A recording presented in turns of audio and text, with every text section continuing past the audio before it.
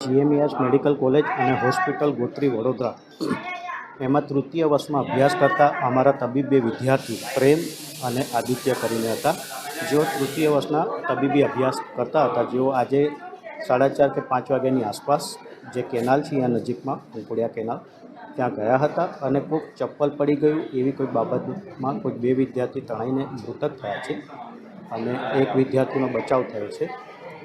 હાલ ગોત્રી મેડિકલ કોલેજના ડીનશ્રી, સુપ્રિન્ટેન્ડન્ટશ્રી અને સ્ટાફ તેમજ ડીન પણ હાજર છે અને એમના જે મધર ફાધર છે, એમના રિલેટિવ છે, એમને પણ જાણ કરવામાં આવી છે અને લોકલ ગાર્ડિયન્સને પણ જાણ વિદ્યાર્થીઓનું શું નામ છે? વિદ્યાર્થી એકનું નામ છે પ્રેમ અને બીજાનું નામ છે આદિત્ય. એક સુરતના છે અને એક જામનગરના છે.